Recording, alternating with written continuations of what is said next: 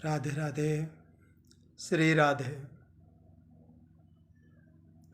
वक्रतुंड महाकाय सूर्यकोटि समप्रभा निर्विघ्नं कुरु मे देव सर्वकार्येषु सर्वदा। गुरुर्ब्रह्मा गुरुर्विष्णु गुरुर्देव महेश्वरा गुरुर्साक्षात् परब्रह्म तस्मै श्री गुरुवे नमः। जयंती मंगला काली भद्रकाली कपालिनी दुर्गा क्षमा शिवा धात्री स्वाहा स्वधा नमोस्तुते। रामाय रामभद्राय रामचंद्राय वेदसे रघुनाथाय नाथाय श्री सीतापते नमः। कृष्णाय वासुदेवाय देवकी नंदनाय च नंदगोपकुमाराय गोविंदाय नमो नमः। मनोजवं मारुतुल्यवेगं जितेन्द्रियं बुद्धिमतां वरिष्ठं वातात्मजं वानरयुद्धमुख्यं श्रीरामदूतं शरणं प्रपद्ये। बोले गणेश जी महाराज की जय, सद्गुरुदेव भगवान की जय, शंकर भगवान की जय, जगदम्बे मात की जय, सीताराम जी महाराज की जय, राधा गोविंद भगवान की जय, हनुमान जी महाराज की जय। राधे राधे। सभी भगवत प्रेमियों को मेरा राधे राधे।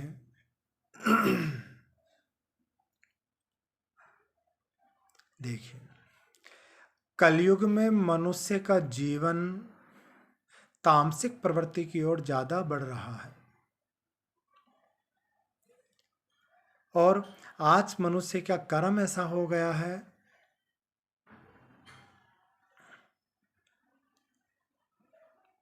तो कलयुग में जीव जो कर्म करता है, क्या उन कर्मों के द्वारा वो जीव परम गति को प्राप्त कर सकता है? हाँ, कब जो जीव कर्म करता है वो सारे कर्मों को यदि ये जीव भगवान को समर्पित कर दे तो वही कर्म उस जीव की भक्ति बन जाते हैं और वही भक्ति उस जीव को भव सागर से पार कर देती है।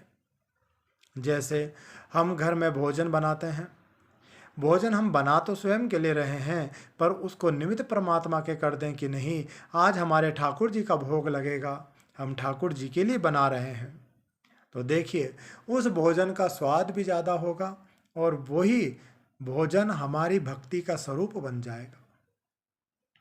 हम साफ सफाई भी कर रहे हैं तो किसके लिए? का हमारे ठाकुर जी के लिए। हमारे ठाकुर जी घूमेंगे तो कहीं उनके पैरों में कांटा कंकर नहीं चुभ जाए, इसीलिए हम सफाई कर रहे हैं।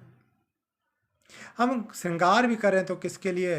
का हमारे ठाकुर जी हमें देखेंगे और देखें तो हमारी और ठाकुर जी रीझ जाएं, इसीलिए हम श्रृंगार कर रहे हैं। तो जो भी हम कर्म करें, हम वो कर्म हम भगवान को समर्पित करते हैं, वही समर्पित भाव हमारी भक्ति का स्वरूप बन जाता है। देखिए, कई लोगों का नियम होता है ना, जो भी कमा के लाते हैं सबसे पहले घर के मंदिर में रखते हैं। क्यों? क्योंकि भगवान को वो जीव कहता है, प्रभु ये सब तेरा दिया हुआ है और हम तुझे ही समर्पित कर रहे हैं। तेरा तुझको अर्पण क्या लागे मेरा नाथ। मेरा तो ये शरीर भी नहीं है, ये जो मैं सांस ले रहा हूँ ना, ये भी तेरा दिया हुआ उधार का ही है। हे मालिक, तूने मुझ पे उपकार करके मुझे ये समर्पित की, मुझे ये दिया है और मैं आज यही तुम्हारे चरणों में समर्पित कर रहा हूँ। तो उसका परिणाम भी देखिए, अगर हमारे घर में 10,000 का खर्चा होता है ना, तो वो खर्चा हमारा 8,000 में ही निमट जाएगा। कारण कि फिर उसके काम, उसकी रक्षा कौन करते हैं? कहाँ स्वयं उस घर का संचालन खुद परमात्मा करते हैं। हम यदि परमात्मा को सौंप दें तो ये हमारा जीवन भी उन्हीं का है। फिर विचार करो, इस जीवन को भगवान बिगड़ने कैसे देंगे? हम बोल तो देते हैं कि तन मन धन और जीवन सब कुछ है तेरा, तेरा तुझको अर्पण क्या लागे मेरा। लेकिन ये बोलने से नहीं होता है भाई। भक्ति का यही पहला मार्ग है कि जो बोल रहे हैं उसको परमात्मा के लिए करें।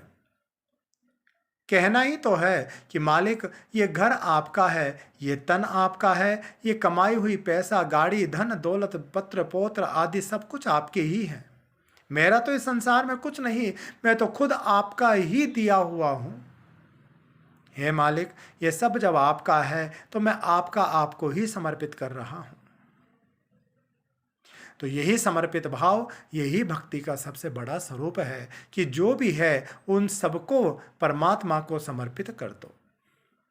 चाहे तन हो, मन हो, धन हो, जो उस मालिक ने हमको दिया है, हम उसी के चरणों में उसे समर्पित कर दें। भक्ति में भी समर्पण भाव को ही सबसे प्रमुख और सबसे महत्वपूर्ण बताया है। जब जीव के मन में समर्पित भाव आ जाता है तो वही समर्पित भाव उस जीव के सारे पाप कष्टों को काट देता है और उसको भगवान के चरणों में ले जाके छोड़ देता है, अर्थात उस जीव को परम धाम की गति प्राप्त हो जाती है। तो ये समर्पण भाव ही भक्ति का मूल है। इसीलिए जीवन को समर्पित भाव से बना दो, अपने जीवन को समर्पण करना सिखा दो। राधे राधे, श्री राधे।